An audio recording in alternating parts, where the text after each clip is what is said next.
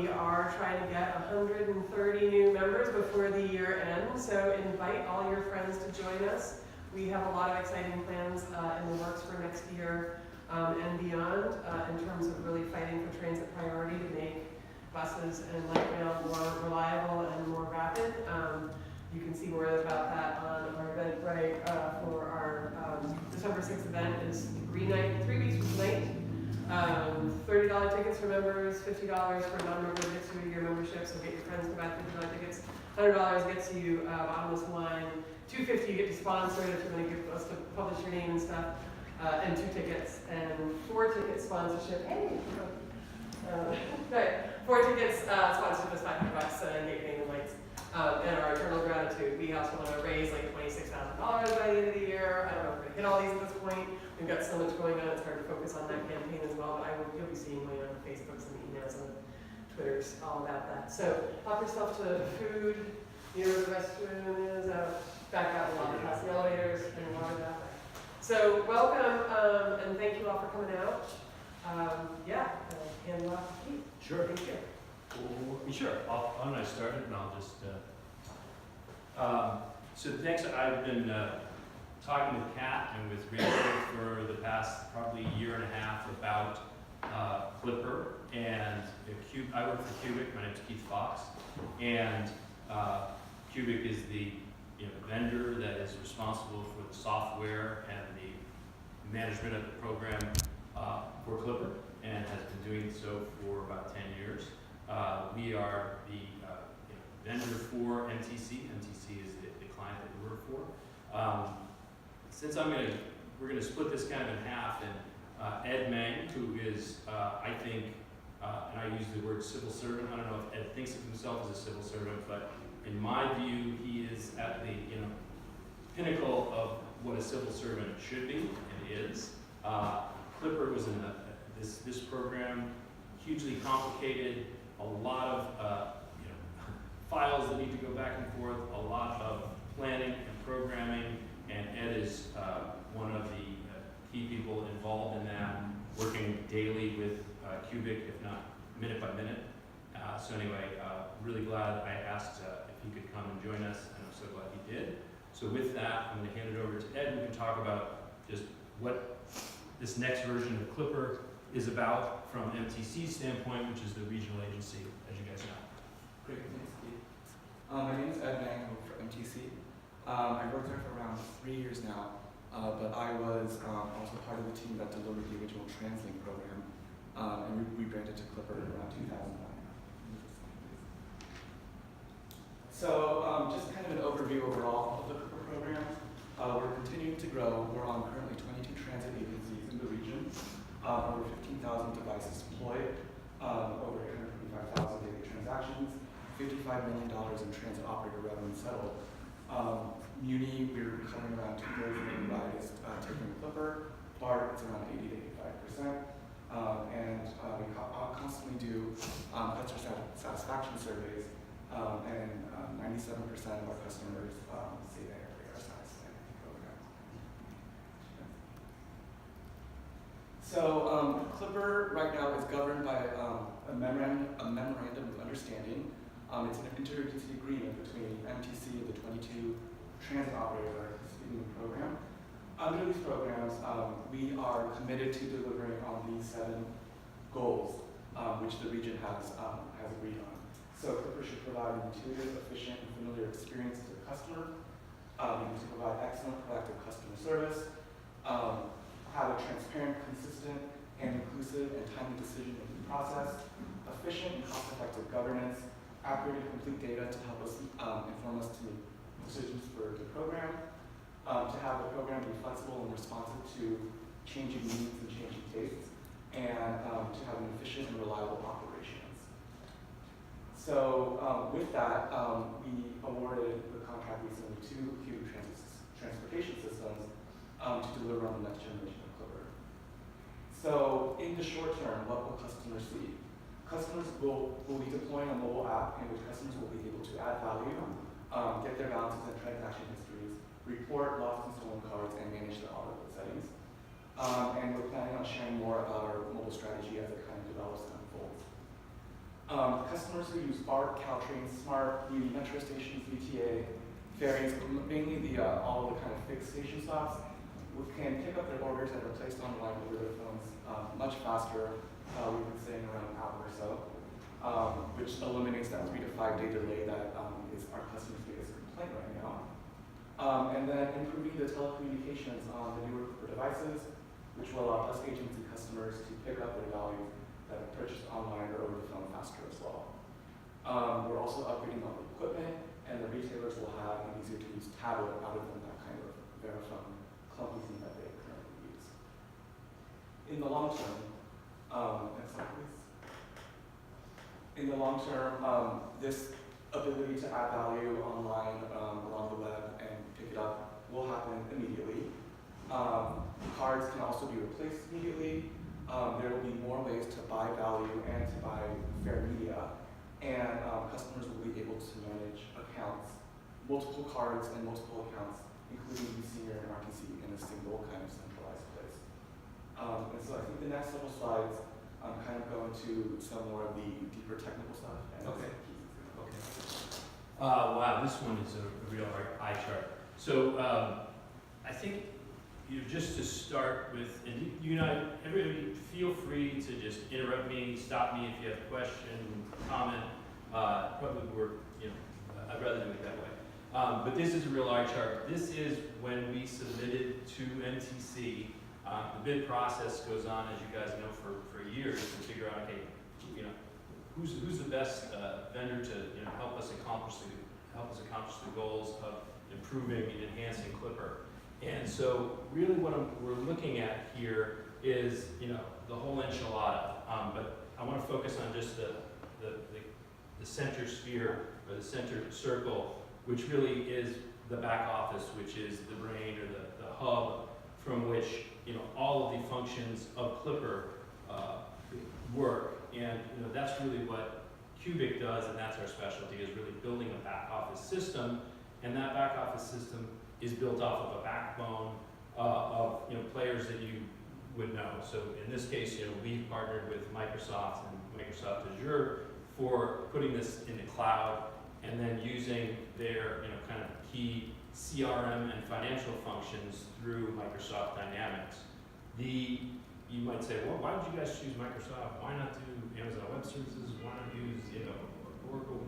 Figure out some other way to do it. It just so happens that Microsoft has partnered with us. We've delivered some other programs for our back office to put this thing in the cloud. And the key is, and I'll talk about this a little more in the next couple slides, but the key difference in Clipper, that you have Clipper now and Clipper in the future, is that we're moving to an account-based system. So you guys are probably familiar with the fact that what a smart card is and the smart card technology. I mean, all of that technology, pretty much the brains reside, in the card and in the devices that are either on the bus or at the gate. And the major shift here is that in going to this back office, it's like we're really putting the small brains that were in the small computers and validators and the information that was on the card is now shifting so that we'll be able to have a lot of data, a lot more functionality that'll come out of the back office, because we're working off of a much bigger powered structure that has the ability to process, and that's probably the key.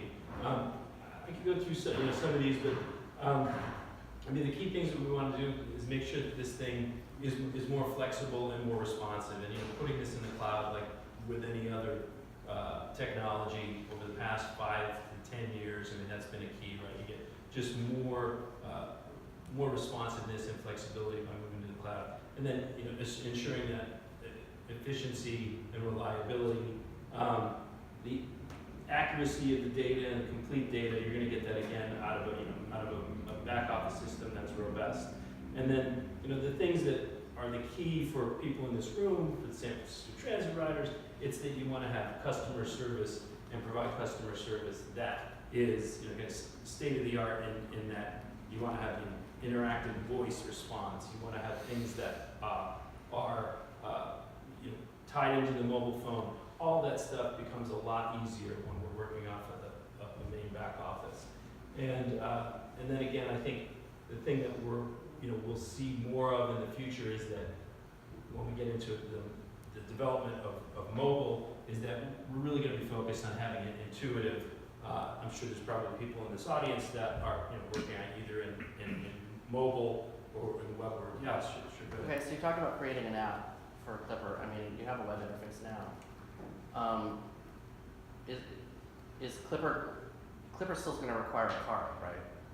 I mean, there's still gonna be Clipper cards, and we know that people really love them, they love the So card. And the why card is- can't you have Clipper just be on the phone?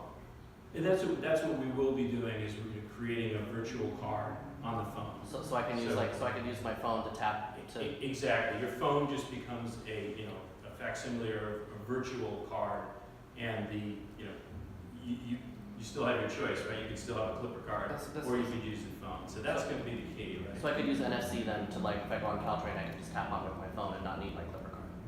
That's the goal, and so that's what we're, and Ed mentioned in the first phase that, what we've done here and what MTC did is said, look, we've got, a plan here. We actually want to accelerate this plan. We want to make sure that people get mobile functionality sooner than they had initially, set out the plan.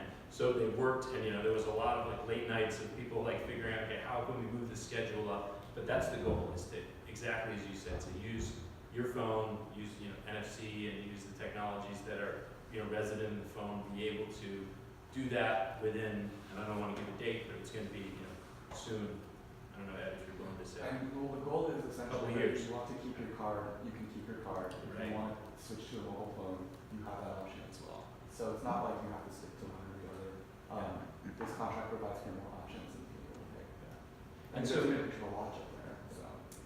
Will you charge for the That's right, virtual yeah. card? Huh? What's that? Will there be a charge for the virtual card? I don't think we've decided that policy. Yeah, that's down the road.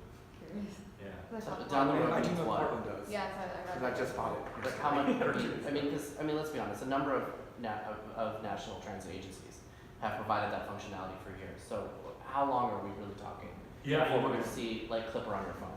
Yeah, it's, I mean, I'm not gonna, go out and say, this is the date, but it's gonna be, it could be measured in,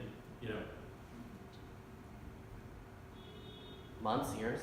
you could measure it once in use, right? You could, but it's not gonna be 5 years down the road, it's gonna be a couple of years down the road. It's like one to couple. Yeah, 1 to 2, yeah. And so, interestingly, when you look, Cubic, has a lot of big market, back office, and fare collection systems. We do Chicago, they have a mobile phone Mm-hmm. there. They also are an account-based system, which we'll talk about. We do London, which, a little bit of it, and I'll talk about that, a little bit of a different animal, the way the whole thing's structured.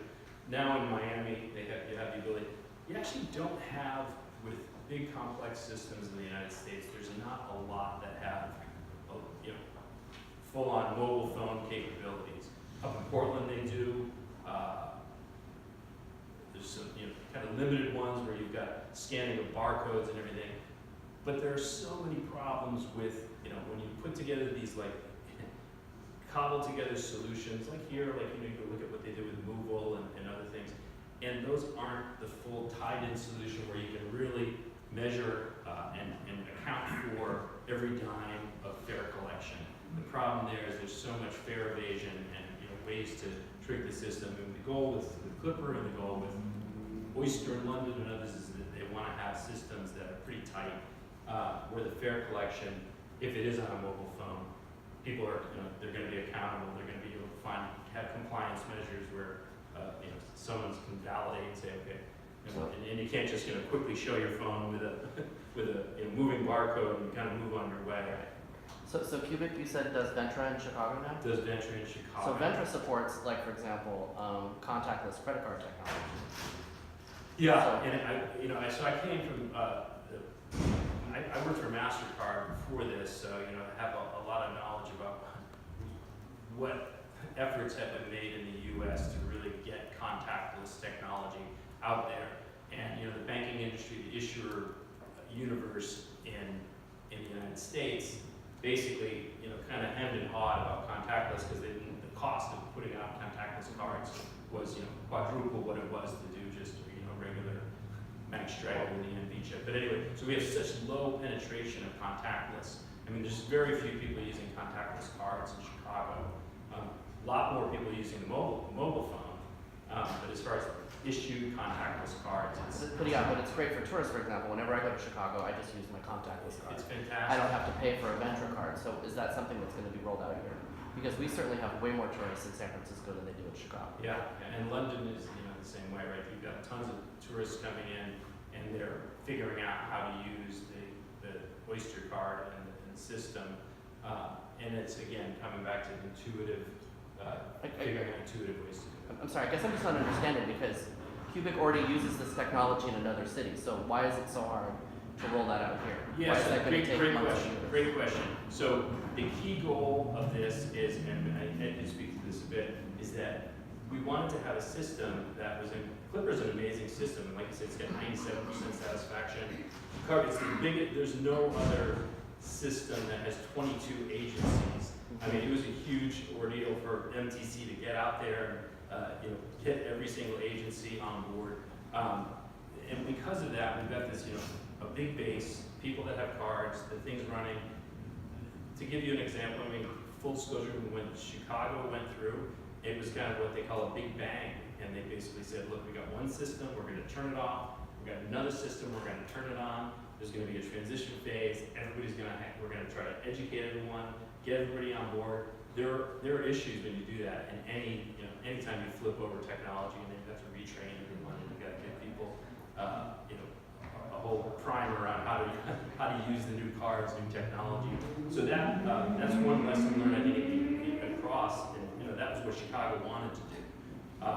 NTC and the other agencies here said, hey, look, we've got this system, it's running, we've got millions of cards out there, people using it every day. We want to have a transition that is like a gradual transition so that when we finally flip the switch and we're over to the new back office in a few years, you'll still be using your same Clipper card, or maybe you'll already have your virtual card on the phone. And this system will go into effect and you won't know the difference. You'll go the same day, and the only thing you might notice is there'll be some new validators there.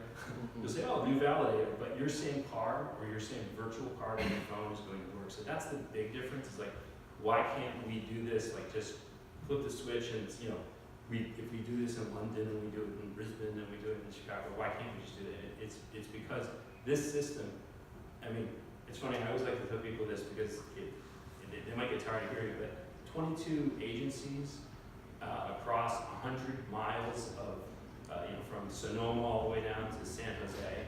There's no other system like this in terms of how many agencies and the complexity of it. So that's pretty cool. It's good.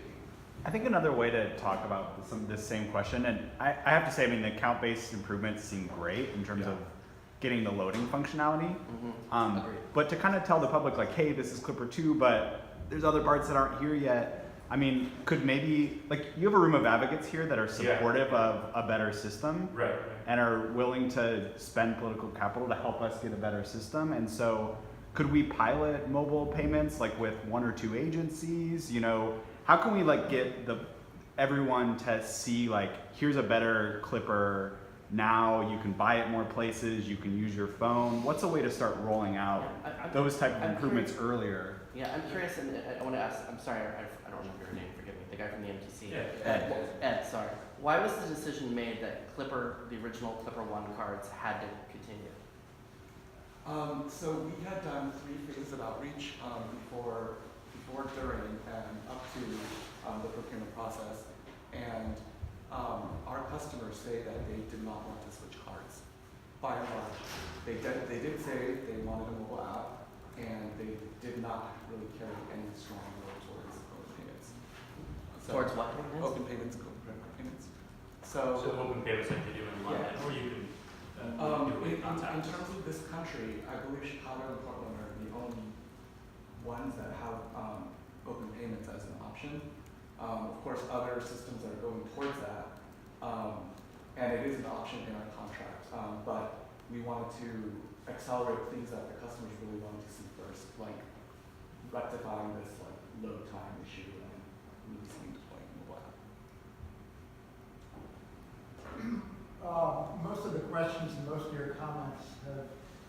concerned with the technical aspects of moving from Clipper 1 to Clipper 2. But as a Clipper user since the beginning, my biggest issues haven't been the technical ones, they've been the people-oriented ones.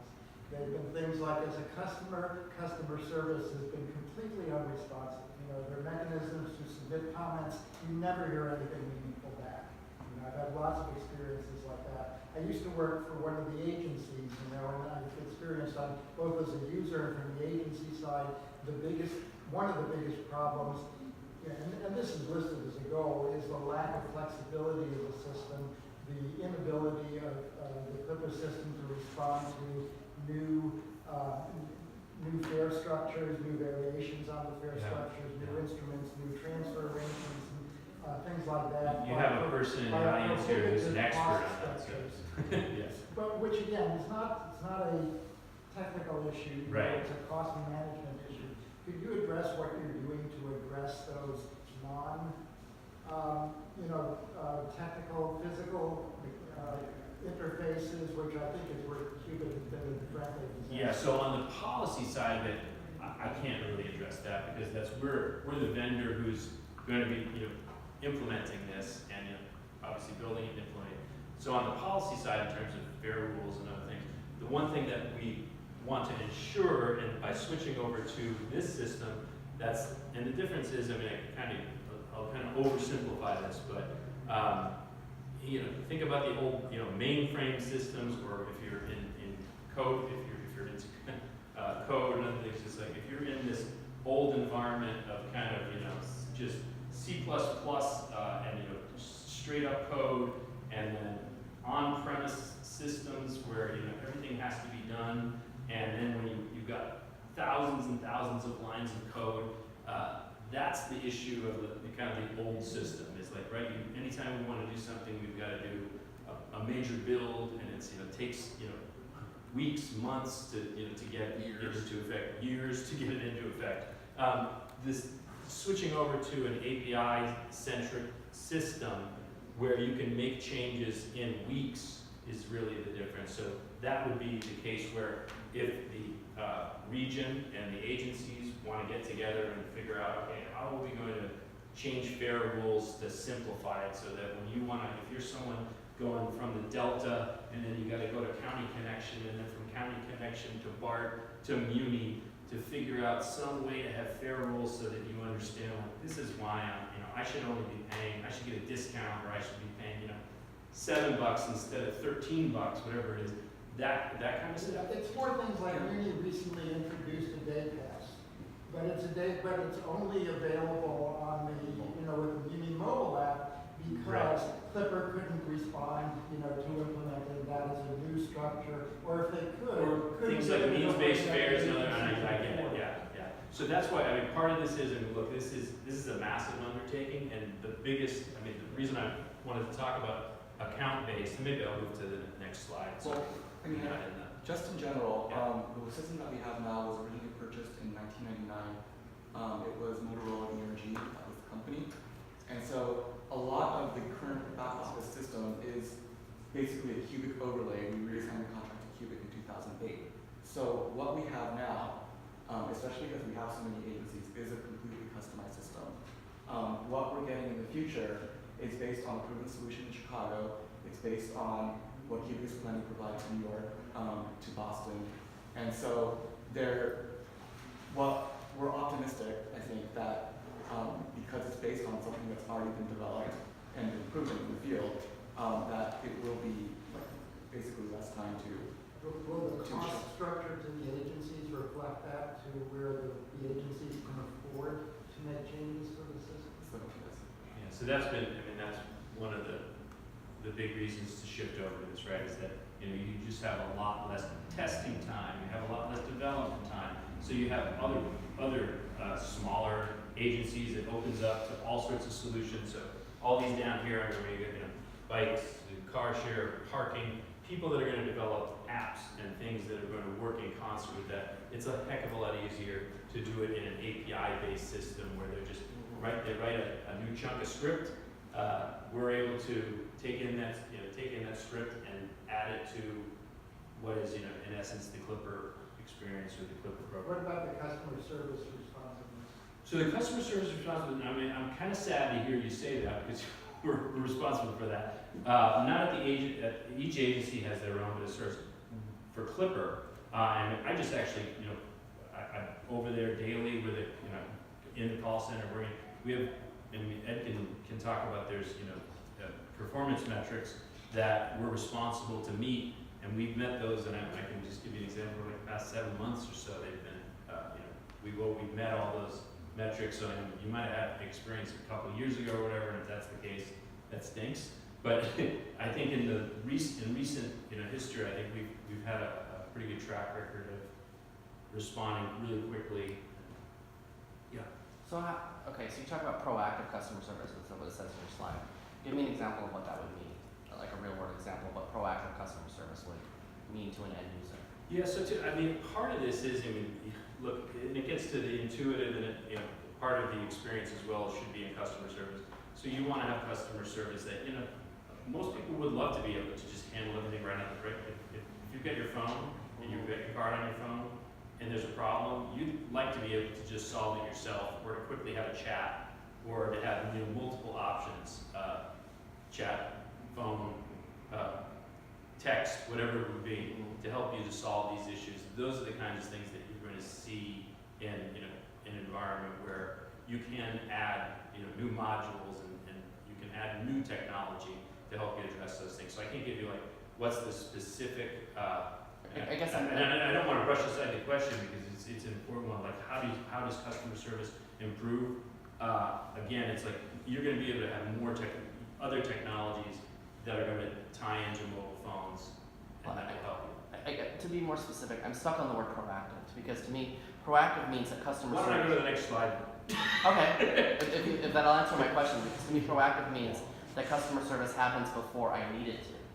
Yeah, so that is part of it. And this gets to, Ed mentioned this before, one of the biggest issues that we hear about is about the load time. Look, if you're not using auto load and you're loading, let's say you only use Clipper 3-4 times a month, you're like, okay, I'm just gonna add another 10 or another, $20 to my Clipper card, and then you do it, and then there's a lag, and then you're using the bus here in San Francisco, and there's a lag, and you just didn't quite hit the time when between the time when you loaded and then let's say you did it in the morning, and then that bus has already left the depot. I'm talking about how the little computer that's on the bus and your card, those are the only two things that are communicating. So it's kind of a dumb system. And the smart card system is interesting for the calling of a dumb system. The card is really smart, but everything else is reliant on small computers that have limited storage capability, which is why we don't get that real-time load, where if you add the money on your, let's say you use your web browser on your phone, you go and you add the $20, and then you're thinking, well, great, I'm set to go now, but it doesn't take effect for another day. And that's the issue we're trying to solve here. So proactive, being proactive in that sense is like the proactivity is that we're going to change things so that you're going to have, we're going to move it to an hour load time. That's going to happen really soon, in the year, and then trying to get to where it'll be instant or near instant load times. That's what an account-based system does. So that smart card technology, which when it came out in the 1990s, it was a bomb, right? You could use a card. I remember the first time I used some sort of smart card technology. I couldn't believe, wow, this is I've got value on here, and it's decrementing the value, and it's if I want to go load more value, I can have that happen instantly. So I think let me go to the account-based system, so then you'll see the difference. So all of your balances and everything is going to be, it's not going to be stored on the card. All your card is, and now you have a Clipper number on your card.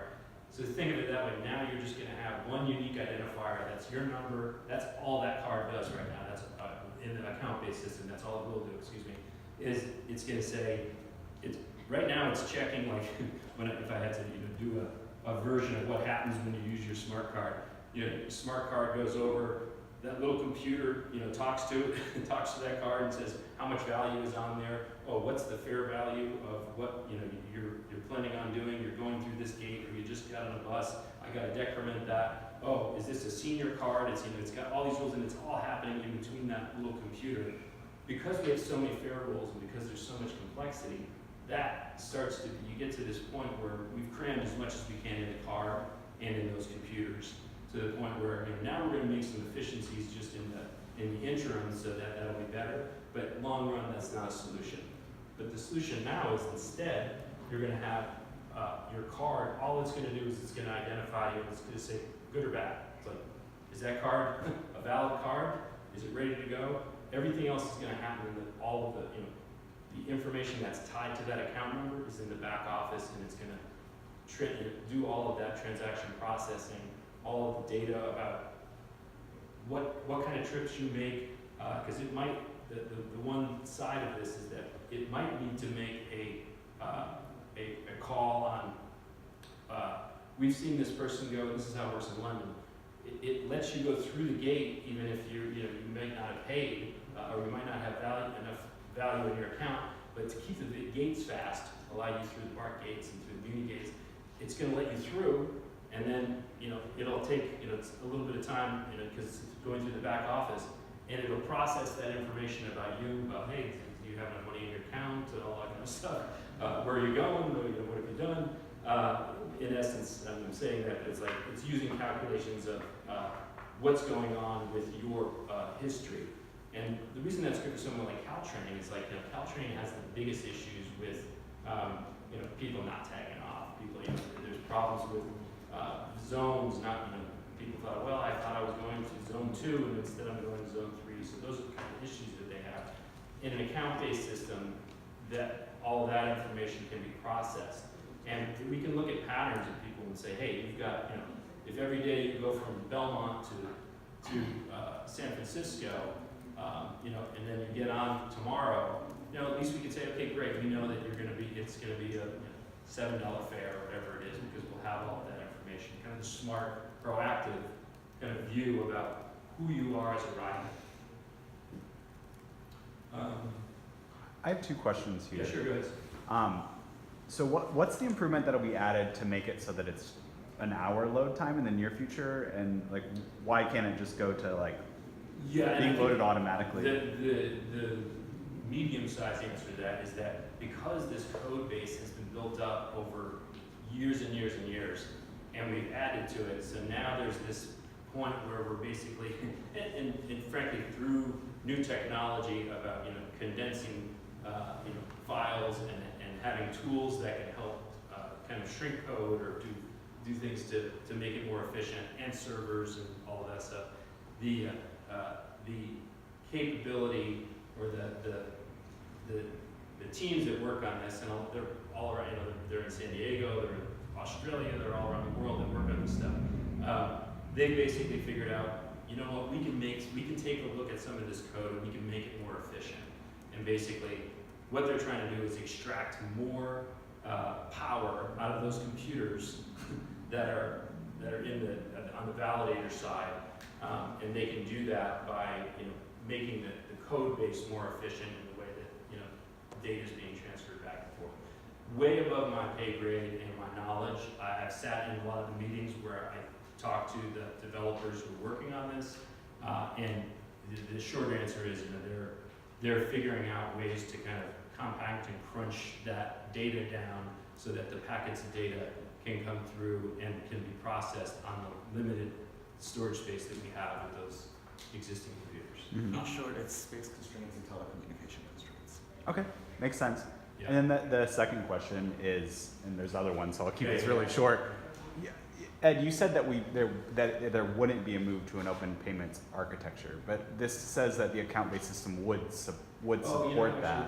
It supports it, But that's not on the It's not that's part not in of the the plan. deployment. you know, I think. It is an option in the contract to have open payments. Part of that is kind of a political discussion that, I mean, Mm-hmm. obviously we'd love to be part of it, and to see how we do, but it's really more with, I mean, you're talking about a banking industry Yeah. discussion. That's where this thing lies. It's like, look, the city of New York, we're gonna launch the new system in New York. And it's gonna be account-based system. It's gonna have open payment. But what they did, the city of New York basically went and kind of went to the banks and said, went to Citibank and some of this and said, you guys, you're our partners in this. We're gonna make this thing happen. So we're gonna issue contactless cards. So like when you go to Chicago, you can use your contactless. In a year and a half, you'll be able to go to New York and use your contactless. But that's a political So a political fight. I wouldn't say it's I a, don't understand, and so if this is possible, why isn't the MTC pressing this to happen? Okay, so in general, the United States has a much less regulated banking system than most other countries. For instance, Canada has like 4 banks. So if they all got together and agreed to issue a credit card, then they do it and the transit industry responds. Here in America, we don't really have that kind of regulation. And so when they do open payments, there's just not a lot of demand uptake. UK, I'll give you an example. UK has Okay, 5 right. banks that they deal with. So, you know, and I know it sounds like, why can't this happen? But it's like, I mean, this really gets into a political discussion of like, what's the US banking system and the laws and regulations, which frankly, again, way above where I'm. No, I get what you're saying, but your answer basically is not enough people want it. Our answer is that we are prioritizing other ways. Rather than focusing on open payments now, we're focusing on the things that our customers told us they want quicker. So what you're saying is not everything can happen at once. I think, and the other thing is, look, Ed's here representing MTC, but he's not representing the US banking industry. No, my issue isn't Or with the or he's banking not industry, my issue is representing with like, the you know, MTC. Governor-elect Gavin Newsom. I mean, those are questions, I think, it's like, these are much bigger questions. No, I understand that, but this So- technology already exists in Yeah. other cities, so it's not that it's like we're asking for something new. Well, but it only works, but it only works in Chicago. It works because, you know, we figured out, okay, can we make it work? But again, it's a minuscule amount of transactions that occur that's, you know, through Right, contactless. but my point is that it's still possible. It's possible, but it's again, you know, we're looking at like, okay, how do you get, you know, is it covering, are we able to cover 98% of the universe, and are we covering, you know, people who are disadvantaged, are we covering all of those markets? Those are all the things that are, you know, part and parcel. But it seems to benefit to me to think that Yeah. instead of making people pay $3, $5 for a Clipper card, they could just use their existing debit card and use that as a payment system. Yeah, And so what you're saying is based on whatever survey you completed, yeah, people said they didn't really I don't want want to have it like monopolize on all this, but here, just to give you, I'll just hit you with one example of why that's the case. So in the UK, this is the Oyster card. In the UK, the reason it works, the reason that pay-as-you-go or open payment works, is because in the UK, they negotiated what is the equivalent of a 4-cent per transaction debit charge. I'm sorry, I want to give you a question. I just want to hit this one thing, and I kind of want to move on because we could end up talking about this all night. Mhm. But it's 4 cents in the UK. Because of legislation in the US, it's 19 cents. When you look at that as a transaction cost for running a PayGo card, it makes sense at 4 cents in the UK for your, you know, the government can figure out a way to subsidize that. But if the regional transit agencies have to absorb a 19-cent, or you as a consumer has to absorb 19 cents somehow for every time you swipe your card, it just, public transit on a, you know, it's okay if you get a $30 transaction, right? And you gotta absorb, like when you go to a deli or someone, they're like, sorry, you gotta pay So 15 is cents. CTA absorbing that in Chicago? Pardon? Is CTA paying for that in Chicago? If I'll have to check, they probably are because it's such a small amount of contactless payments that run through. I'm so sorry. What's your questions? One of your previous examples made me wonder about the privacy aspects of the new Clipper card system. Could you talk for a bit about to what extent the new Clipper system is going to be able to keep track of individual cards or ridership patterns and how long that ridership tracking will remain in the system? Yeah, so, you know, I can't get into that level of detail only because I don't know. But the PII, I mean, there's certain PII standards that have to be followed. I mean, there's, you know, laws in the United States, Graham-Leach-Bliley legislation that covers how much PII can be stored on anything that is, you know, if there's a transaction that occurs with a debit card or credit card, or in this case, you know, there's information that's going to be, you know, held about your transit account, but there are, there's a lot of legislation about how much of that PII can be stored. And so, and what can be done with it more so. I mean, you can store it, I'm sorry, it's personally identifiable information. So anything that would link you from your transaction to the, from your transaction to your behavior and to who you are, right? So there's going to be, there's always kind of a wall there with, we are, what's, it's known as, there's something called PCI compliance, which is, the basically credit card industry standards that everybody has to follow. And we are PCI, Cubic is PCI compliant. We're the ones that, handle the transaction data back and forth. So we are kind of beholden to the regulations for PCI compliance. So in essence, your data, your personal information is protected. But in an account-based system, yeah, there's more information about you in the system. What we're allowed to do with that is so limited. It's really limited to pretty much helping you to get a refund, kind of deal with the data in a way that directly affects your transaction. We have another question Yeah, back sorry here. about that. Yeah. Sorry if you mentioned this at the beginning, Caltrain. Probably not. But how similar is this to the updated Oyster card system? It's, it's not. It's similar in that they're on the things that are account-based, but Oyster is really its own animal in a way because it was a smart card system that they kind of then, through the banking system and had an open payment element to it, it's still a smart card system that they kind of morphed and used some account-based elements, using particularly the stuff that's involved with your Apple Pay or your Google Pay to help you, quickly get through the system. So it kind of creates an account-based element, but it's still an old smart card system that works in those old Oyster cards, and they still work and they still operate in this smart card fashion.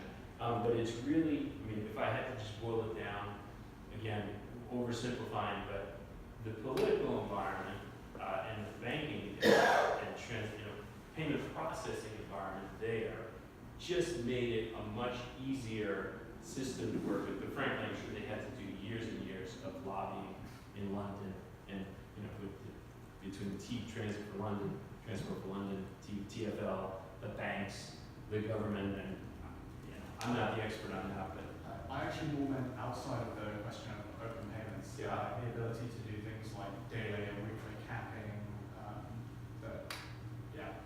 transit bonds. all of those, any sort of functionality where if an agency or agency comes to MTC or MTC says, you know what, we definitely want to do, let's create a monthly all-you-can-eat pass for all of transit. I'm just not saying it's going to happen. If they wanted to do that, that would be something that could much more easily be accomplished in a new API-based system, account-based system, where you're going to put together a new set of rules. It's going to be tied to one account. You can process all that stuff in the back office much more readily than you can now with this smart card system. Yes. I was wondering how does MTC or Cubic plan to prioritize sharing information with transportation agencies as their plan, boarding and offboarding sort of metrics, or at least being able to figure out, at Balboa Park Station there's so many thousand daily riders per day this week. Is that something that's being looked at? Because I know right now it seems like that information is somewhat is not readily available. And that's part of the, having a kind of old system that's, kind of code-based, not account-based, not all, transaction in the back office. They can run those reports, but they can't run those reports on a level of like, let's figure out how to shift traffic from Muni to BART, or from, Muni to, or if it's like AC Transit and BART. Those kind of interactions where you're taking data. they get reports and they look at them and they analyze them and they, you know, people do that. But yes, in the future, with an account-based system, and not saying that, you know, this is, I'm not saying it's gonna be done, but it's like, it can be done because that's what the nature of the system is right? You're gonna have data at your fingertips and at an agency's fingertips.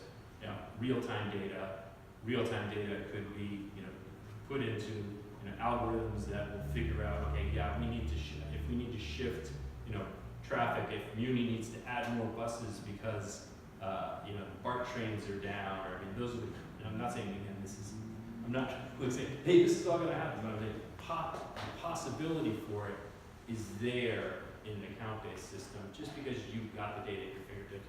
If somebody, you know, some other startup or agency creates some solution to say, yeah, here's the way that we're going to take this data, real-time data, and we're going to use it to help with traffic patterns, traffic flow. We're going to use it for, you know, moving, you know, the number of buses based on the, you know, flood of people that are coming through BART or through light rail and BTA. That could happen. So, I mean, MTC is the contracting agency that is tasked with, you know, funding and delivering the program, but we're not the only ones that make the decisions. The program's actually is governed by a Clipper executive board. It's the 6 general managers from the 6 large agencies, 2 smaller general managers, and then our executive director. And so the program is delivered regionally. In terms of what's in this next generation upgrade, we did focus on having the contractor provide a business intelligence tool that will be able to be used by the transit operators in however they see fit. They deliver the transit, we're just delivering the system. And so all of the business intelligence or the, you know, reporting analysis that comes out of the system is, you know, a lot of that is through, you know, big programs that are, you know, out there readily available through Microsoft and through other vendors. I mean, and that's the beauty of this, is that if some agency or MTC says, you know what, no, we you know, 5 years down the road, we really need to have you know, a new set of business intelligence rules and a new program for this. The beauty of having a new account-based API system is that, great, let's put that into effect, let's plan it out, let's figure out how to get it done, and that stuff can be integrated in weeks, months, whereas if you tried to do it to kind of a legacy code base, it could take years and years, which is, you know, continues to happen now. It's like, you want to change something, it's like, oh, change this, we got to change,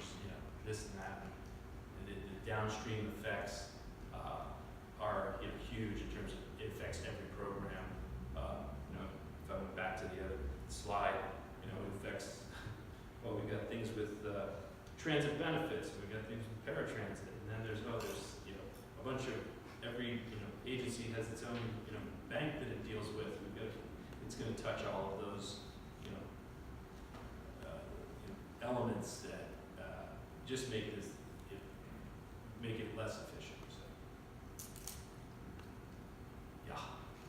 One of the functionalities I hear requested the most is for a accumulator card, you know, where essentially, so that if someone pays 1 fare, you know, they're charged a cash fare, a second fare, the cash fare, the third fare, it just counts as a day pass. Yeah. You do that every day until you get up to the value of the monthly pass, and then it stops charging you for the month because of. Yeah.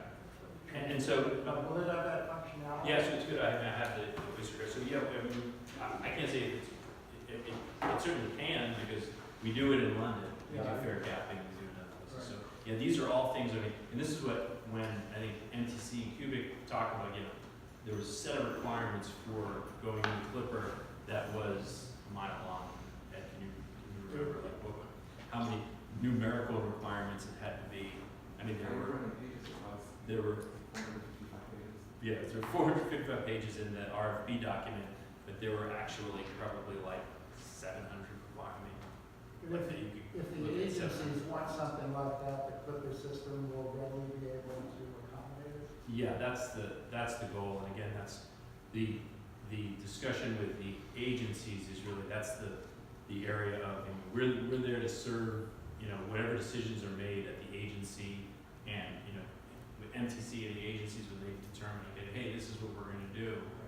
That's what basically, we're executors of what gets decided. Certainly, if they say, can this be done, and that's where it can be done. Accumulator or fair capping rules, that's something, it's like, yeah, we've done that, and that's pretty much how it works, right? We look and we say, hey, this is how it was done in Sydney. This is the script base that we use, this is how we did it, or this is how we did it in London, and that's the beauty of it is, we don't have to reinvent the wheel.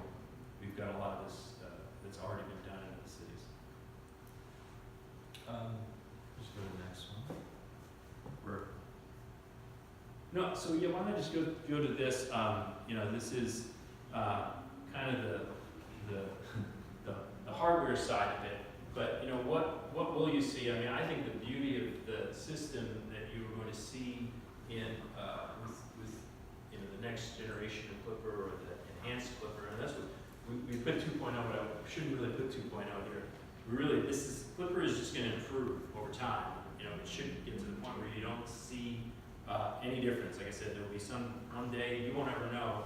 The back office will have been changed out. There'll be new functionality, all these things. But to the rider will just pass their card over the validator, and it'll be the same as any other day. Or if we've already transitioned where you've got your mobile phone, you won't know any difference. The only things you would see that will be different would be we're going to accomplish some of this to work in the new system. Is there are going to be new validators on buses, and there are going to be new driver control units, and those are a big deal for the drivers and for the overall operation of the system. Is that the things that drivers want. If you ever looked at an AC Transit bus or another bus, they have like 3 different screens that they're working with, and they got a screen to log in. They've got a screen that deals with the fare collection.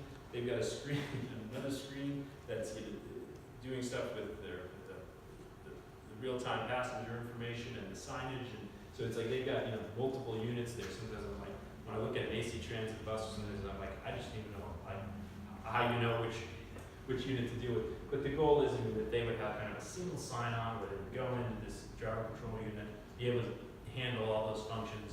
If they needed to, pass somebody through, whatever they need to do, they could all do it from the one unit. The validators, which looks like a hockey puck you see on the BART train gates. Those you don't think much about, but there's a lot of the technology that's in there. That's really what Cubic has worked on over the years, and it's in multiple markets have got similar versions of that. Standalone validators, if you're somebody just that came from Caltrain, you'll see some new standalone validators at the Caltrain stops and other places that use outdoor standalone validators. Ed mentioned it. He was talking about when you go into if you go to a Walgreens, if anybody's ever really dug into it and watched what happens if you go into a Walgreens to load a card or buy a card, it's like the person's got 2 different systems that they're working on. They got a little validator thing that they activate the card with. They've got their POS system that they've got another screen. So it's it really the people the retailers that do this now. I mean, it's amazing. They like it because people come in that probably wouldn't normally come in because they're coming to load up their Clipper card or buy a new Clipper card. But for them to have a real easy one terminal customer service terminal to do it on is going to be a huge benefit for the future. Self-service terminals going to be just not as many of these. These are the kind of numbers of units that are going to be out there. And then things like the handheld retail inspection device. And what you'll see in the future, which is nice, is that Caltrain is a perfect example. Person will be able to validate, they'll be able to issue a ticket. If you don't have a ticket, rather hopefully then they'll give you a break and say, oh, sorry, you must have forgotten. Here, you can buy your ticket right here. Here you go. Like the old days when you got on the train, you bought a ticket. You bought a ticket. Yeah, go ahead. So those numbers in terms of devices, who's setting those numbers? Are you just basing it on what's currently used? Is that set by MTC or the individual transit agencies? These were, I mean, these are needs based on all of the transit. So when they went into the Clipper, you know, the bid for this and to figure out, okay, what do we need to do? There were some new devices that were in a few of the transit agencies had already upgraded and had some new devices and will work in the future mode. So even you can connect to other existing devices, not like it's a full scale replacement. No, there's no like, we've got out in the market right now, there are some that can Like 60 handle. customer service terminals seems like a tiny amount, and you know, I was wondering. Oh, you know what, that is actually just for, Customer yeah, service terminals are the Yeah. ones that are at like One Stop NS, at the Yeah. transit operator sites, at the Embarcadero kiosk. Oh, so those that's are the- yeah, excuse me, I can The mix ones them that up. looks like a phone, that's the retail. Yeah, excuse me. Oh, that's also retail, Yeah, okay. yeah. Because I was gonna say, I would, I can figure it maybe because like some London that- or something and say, hey, we have way more, you know? But- Yeah, excuse me, I actually got that mixed up with the retail and the inspection device are the same device. The customer service terminal, which I'm confused because we have some images that looks like a tablet. But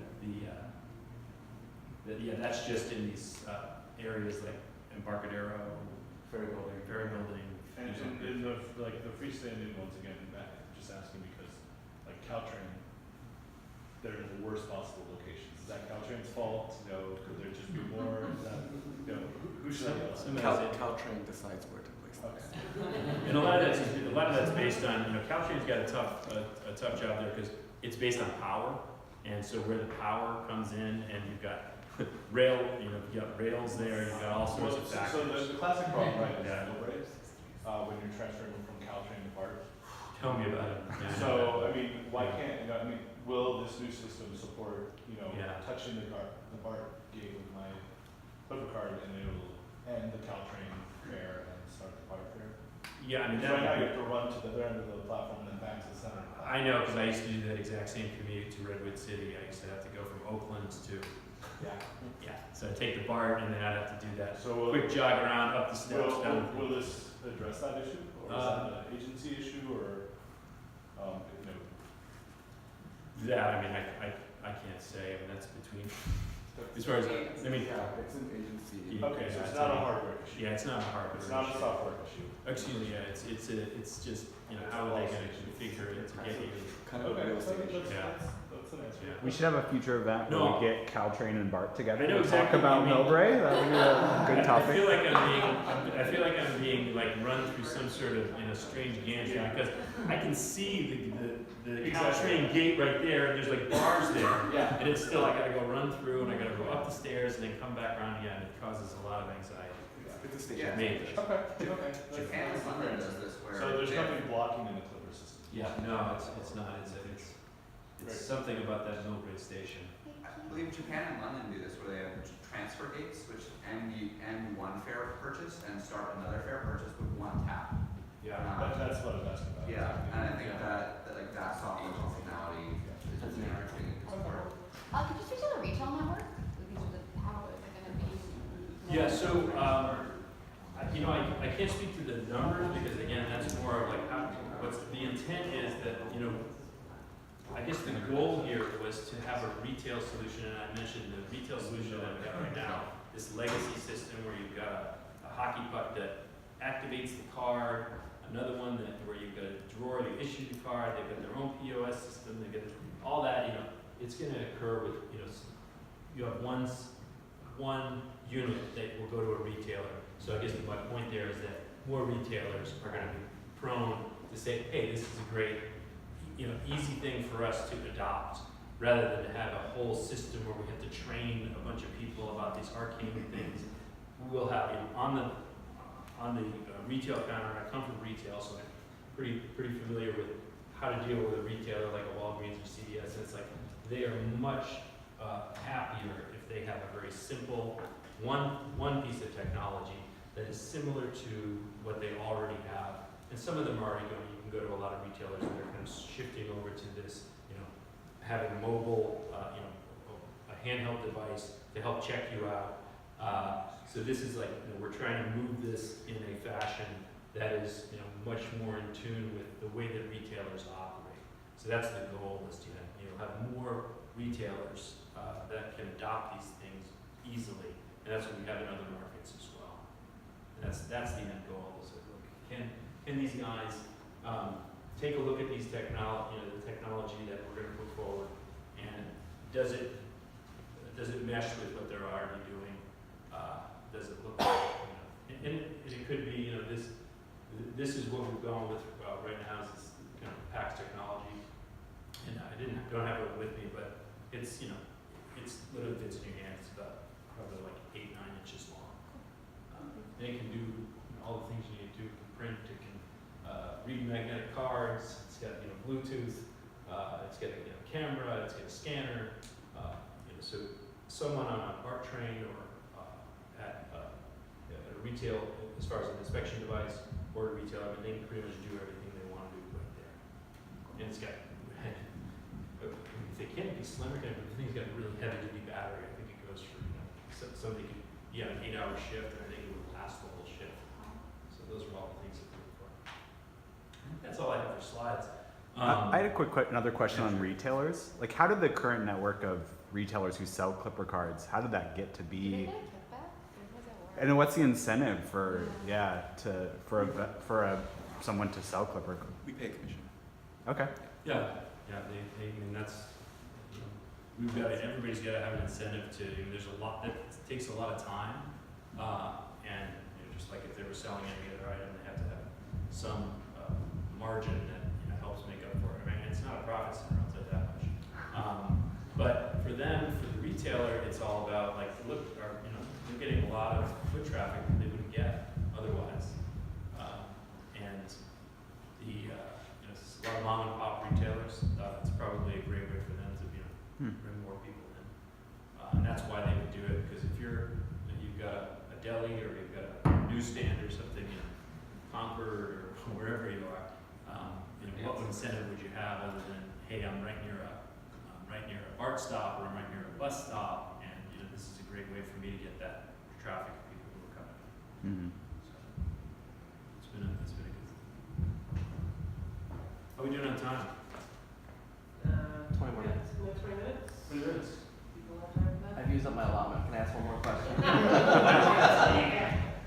For Ed, you mentioned several times like a survey that was conducted of Clipper users in terms of, and that really seemed to really form your RFP process and your requirements. Is there a way that the public can see like the raw data from that survey and how it was conducted and who was surveyed? Yeah, www.futureofclipper.com. Great, thank you. Say that slower. www.futureofclipper.com. So when you say customers define that they wanted a seamless transition without having the big bang thing you had earlier. They want to keep whatever fair rules and whatever. The customers are the agencies? The customers are the users. Are the transit riders. Okay. So you do But rider surveys there and are stuff? obviously interested parties, like agencies have their own requirements that we also have to balance. Sure. Anytime we're going to consolidate less than 22 agencies? Simplify everybody's lives? That's above my pay grade. Right. Sure. Let me, just a question, and I'm just thinking outside the box. We're talking about features. One is compatibility. You hear a lot of different fare boxes out there. Some of them you can and cannot tag Clipper Y. But features, how do we know about some of these features? In this room, we all can name dozens of features, but there's definitely features out there that we have never heard of. So how do you educate yourself about some of these newer features that are coming? I mean, compatibility amongst them, I see gates, fare boxes, handhelds, retail. How's that all compatible? And then, how do you find out about these features? Yeah, I guess part of it is if you really wanted to boil it down, the only things that are necessary are this validator. From a standpoint of what it features, really all you want as a user. There's a lot of things like how I'm going to pay and load my cards, and that's all on the user interface side of, okay, I'm going to go to web, I'm going to use my phone, how do I do that? And even if, let's say you're gonna use your card, I mean, in the end, you really want it to be, this should be two things that you need to deal with, right? You gotta just know where that validator is, and you've gotta have a phone or you've gotta have a card. I mean, at its most basic, if everybody's doing their job right, that should be all anybody needs to know, right? If it's like, you know, I'm a caveman and I, you know, get unfrozen and I come and somebody hands me a Clipper card or a phone and says, this is how you get from, you know, point A to point B, you know, that should be that should be all that I need to know, right? I just need to know where that validator is to swipe it past. And everything else, I mean, sure, the features are going to be in, and I guess we want to delineate, are we talking about kind of rules and, you know, kind of things, we talk about fare accumulators or fare capping and all that stuff? Agencies complain that they can't do some of their fare structures, that's one side, but I'm just talking, we've mentioned London, we've mentioned Chicago, we've mentioned different agencies. Right, right. I'm not gonna, there's features out there that we don't even know about. Yeah, so that's I mean, we read about things every day that you can do, I mean, in the big proximity. Why do we even have to touch anything? Why do we even have to pull out our phone? Right, yeah. I mean, features, that kind of, just technology type stuff. Yeah, so I think that there's just the cost of it, right? It's like maybe we could figure out some way to do it where, you know, and frankly, Cubic and I could have brought a clip of this, but we have something that they are experimenting with called gateless gate lines, but it's technology that at first they did it was like, you know, facial recognition, and you would have, you know, you would go and register and take a picture of you, and then you knew it. You didn't even have gates. You could just walk through. And then Amazon Go. We can go to Amazon Go and walk through the store and we're done. Yeah, and now they're having, you know, gateless gate lines that'll work basically like you said. It's just, you know, using the NFC on your phone, and it says, okay, great, I know who this you know, this person is. It recognizes that user ID, and you don't even need to like tap it. Then you just, as long as you get your phone on, you can walk through this gate line, you know, this gateless gate line, and it'll automatically let you through. If there's a problem, let's say you didn't have enough money on your account, it would, you know, stop you, and, you know, people would tackle you and whatever they're planning on doing. But those features they're out there and they're available, but it's also the constraints of like, we've already got the system, works pretty well in terms of, you know, customers are satisfied, we've got parks, we've got community. And I understand what you're saying. If 95% of San Francisco came out tomorrow and said we want proximity sensors, we would have it tomorrow. Right. You know, maybe 2% want it, so again, there's a cost factor. And I respect that. And the other thing is the date. The beginning of the meeting is the date. When can we expect to see some of this? Are we talking a year, 2 years, 3 years? Yes, some of them. I mean, we've heard about Clipper 2.0 for a while. Some and of I know you don't want to improvements- go to a date, but I'm going to Yeah, ask. some of the improvements are going to be like in, you know, the, 1 year. look at it, 1 year. 1 to 3 years. But so you'll start to see improvements in a year, you know. It would be and- really and helpful then- to see like a timeline with what's gonna happen when. There is, if you go to the MTC website on the operations committee, there was a one-time timeline on that. That presentation. We have a couple of questions back Yeah, here. yeah, sorry about that. So, my understanding from some work with Seamless Bay Area is that the MTC has the power to basically integrate the fare systems of the regional transit agencies. Does it have any intention of doing that once the technology is in place? MTC has the power to integrate fare systems, so, you know, tell Bob and Caltrain that they charge the same fares between the same locations, for example. don't have that power. Art's board is the designer of their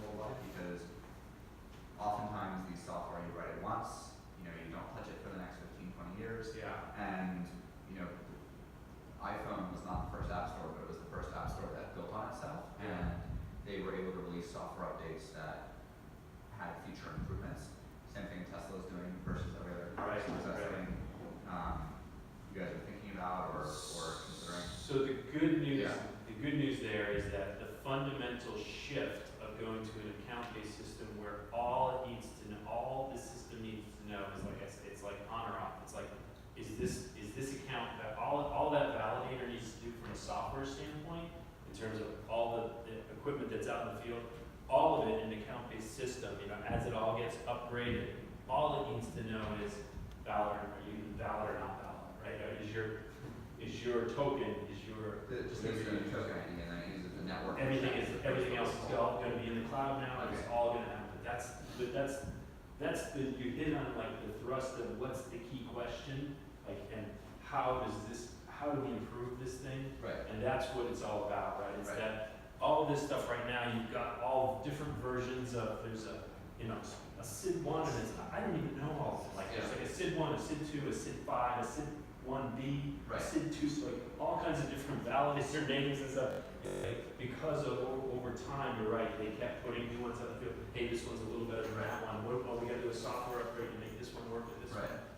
That's all, like, we wash that away now. We're like, now, everything is really kind of focuses on just, this is going to process your account number. Right. That's all it needs to know, all this stuff. Server context, so the opposite of Yeah. Bitcoin and blockchain, and that it's like taking away from like a standardized decentralized pre-programmed system and moving it back to a cloud system that can be upgraded easily. Yeah, exactly. Go ahead. So I think this is an account-based question. I think the way London works is that if you start a ride with one form of payment, like if you start with your phone, but Right. while you're on the train and your phone dies, you can't complete that trip. You can't complete the trip. Wouldn't the account-based system, because it only needs your account number, would that mean that if I start with my phone and my phone dies, I could use my card to complete it? Yeah, that's the nice thing about, I guess that would be a big scenario for everyone, right?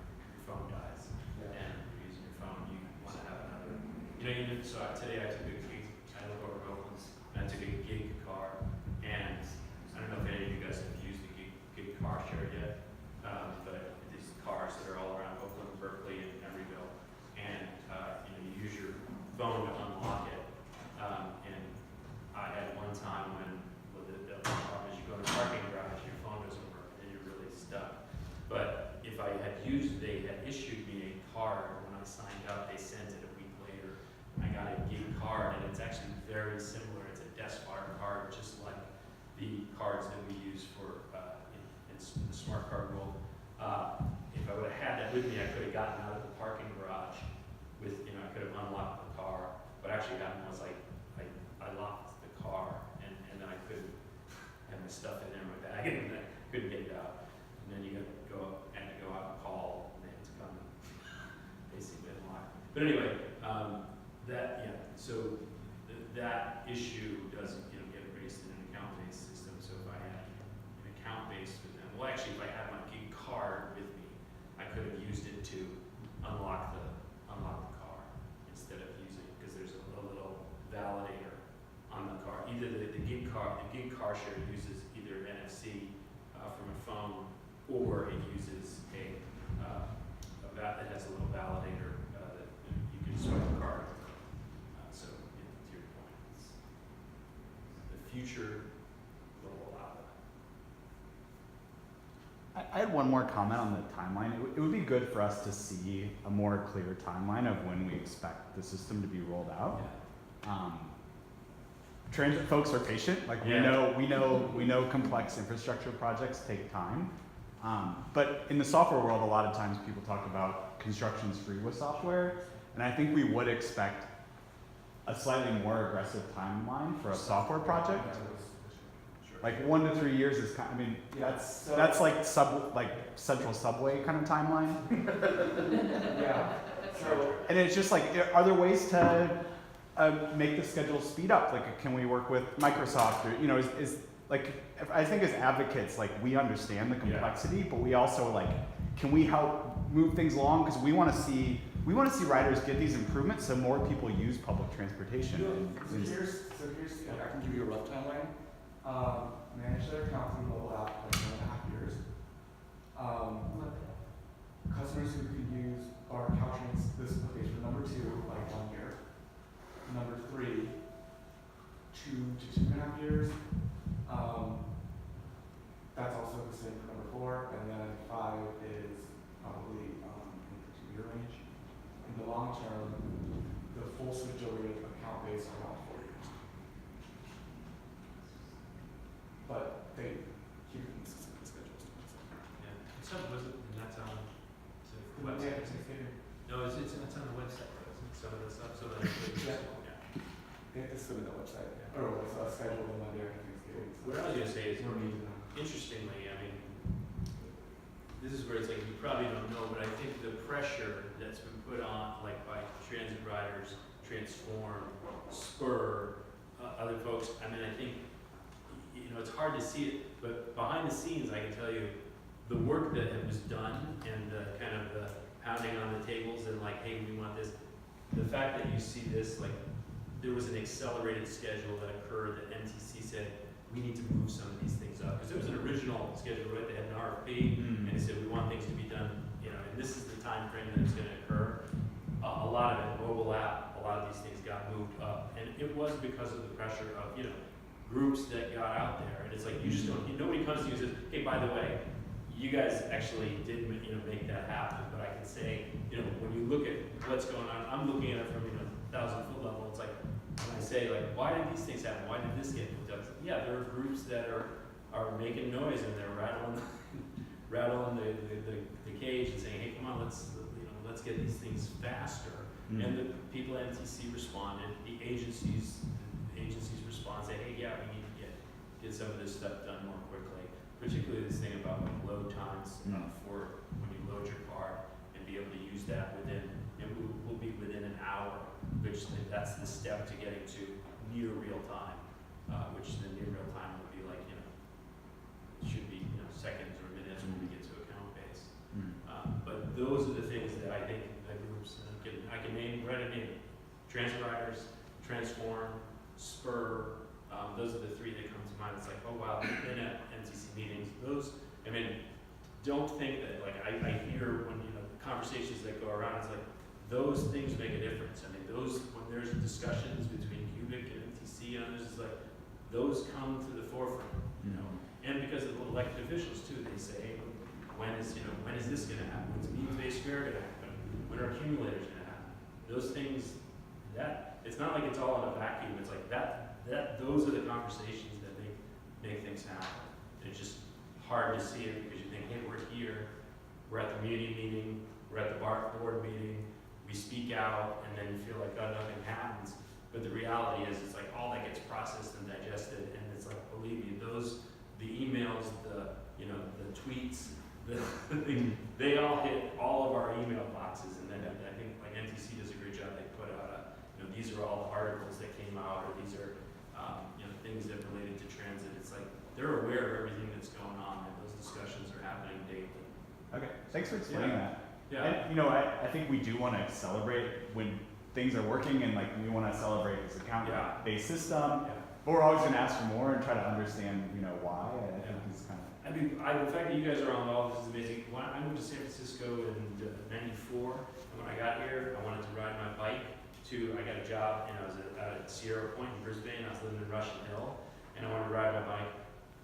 There was no group really. There was, you know, some bicycle groups that were like, you know, just starting to get together. There was no SF Transit riders or anything. It's like, and I remember thinking, it's like I had to figure out my own way to get to Brisbane, excuse me. We have contracts in Brisbane, Australia, so that's but I remember, I mean, I got hit by cars, you know, 2 or 3 times because I had to go underneath I had to go underneath 101 through that whole area where, you know, can go through Mission, and then you get and it was just crazy. And then I was like, oh, okay, I guess I'll try to do this. And then I'll try to take BART because I could go to like Glen Park and ride there. And back then, in '94, '95. You could only bring your bike on the BART in non-rush hour hours, which is like, it was the most ridiculous thing ever. But that's the kind of stuff that went on. And then I feel like, you know, Gavin got elected, all of a sudden bike lanes started to happen. This like, this stuff happens because the groups are forcing it and making it happen. So that's why I'm like, I've been talking with Rachel, with Kat. It's like, hey, let's you know, I wanna keep in dialogue and keep this going. Yeah. We got one more over here. Yeah. Anybody else? We're sort of winding down time. Yeah. I don't have to stay with you. Love you. Go ahead. Yeah, have you guys talked about Clipper for parking yet? Because I know that there's been some experiments with that, though it's like, at the moment, it's a separate balance. One for transit, one for parking, and that I was told that was due to the transit piece can be funded with the pre-tax money. Yeah. It would be better if instead there was the pre-tax, post-tax budget, and it would first try and pull eligible funds from the pre-tax budget, and then fall back to the post-tax budget. Is that something you're considering? You know, I don't know if that's on this as much, but Cubic, we're really interested in like, how do we integrate all of these functions, shareability. Our CEO is like, I call him the big leader on mobility as a service as a CEO, and it's nice to work for a company. He's from the UK. He is like public transit first, and his view is that mobility as a service, even Moss uses a lot. He's like, it needs to be led by public agencies, not by Ubers and Lyfts and the others in the world. It's got to be public funded, public leadership, and that's how he wants to see it. Well, frankly, it's it's good for us, right? We're in the public transit business, but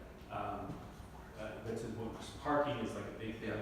We want all of the functions. There's a slide there with all the parking, scooters, bikes, ride share, anything that is related to transit. We definitely want to be pay for the equipment. Because the way that pre-tax programs work now is pretty messed up. You have to figure out beforehand how much you're going to use, transfer that to a debit card, then transfer it to a Cubic card. Yeah. Right. And part of that's due to IRS rules. It'd be much simpler if they just could say like, upload your Clipper card statement at the end of the year and attach it to your tax return and deduct it. If they don't. And so we have a Clipper Direct. We work with employers. I mean, you have the WageWorks, so they have transit benefit companies. There are lots of them out there. It's a low barrier to entry. If you're a startup guy, you want to do something. It's like I know transit benefit. Yeah. Yeah. I think that could make it if you could do that a lot better because it's a lot more integrated. It could be expansionary. So that's definitely an area I'm personally interested in kind of developing a business, looking at what we can do with parking with transit benefits specifically. Well, parking one and transit benefits too, just making it a lot easier to do that process, and it's not the like 3-step process that it is today. With, like you have to project property